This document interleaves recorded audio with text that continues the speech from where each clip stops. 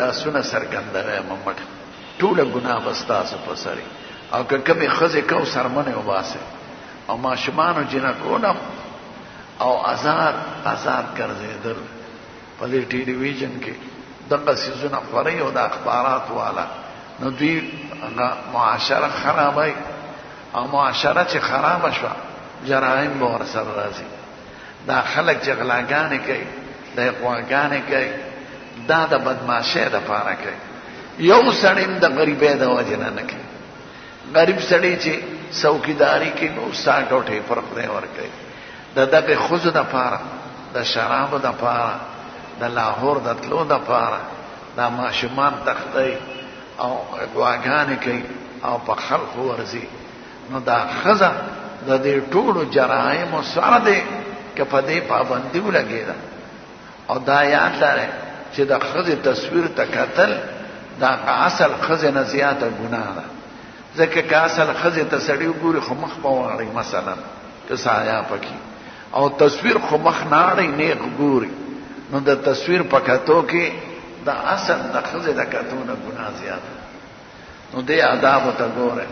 چاته بغیر اجازه ته مورځی ما او هغه ښځې سره چې نکام کېږي لاس ورسره نه ملاوی په خولې ستړي نشي کولی او هغې خواښې سره چې ستا خپله ذاتي ترور نی نو سفر ورسره مه کوئ ځان له کښېنئ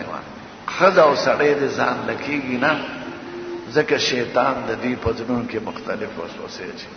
او د دې نه واقعات شوي دي زمونږ د خدای او د رسول نه زیات مهربان په مونږ څوک نشته نو دا چې څه را باندې بند کړي دي د زمونږ د حیا او د عزت او د دین او د نسب د حفاظت دپاره کړي دي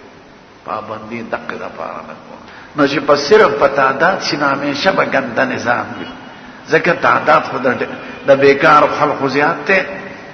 د ښځو شمېره زیاته ده 55 لکه ښځې په پاکستان کې زیاتې او د ټول ایشیا کې 11 کروڑه ښځې زیاتې صرف یو ملک دی جرمني چې هغې کې ښځې په نسبت د سړو کمې دي کنې نور هر ملک کې ښځې زیاتې نو چې په شمېره وي د امریکې وي نو صدر به زمونږ ښځی وزیر اعظم به ښځی او هم یې خو ډېرې د ښځو سره نو بیا مزې کوئ مشري به هم د ښځو په لاس کې زم چې څوک جمهوریت غواړي په رښتیا د امریکې په طرف نو ښځو له اختیار ورکړي ځکه ښځې ډېرې دي بس مونږ به کور کې ناست یو ښځې به هم کارونه کوي جان دې برالاغي کوي او اوړه برالاغي هغه کې دوکانونه به هغې چلوي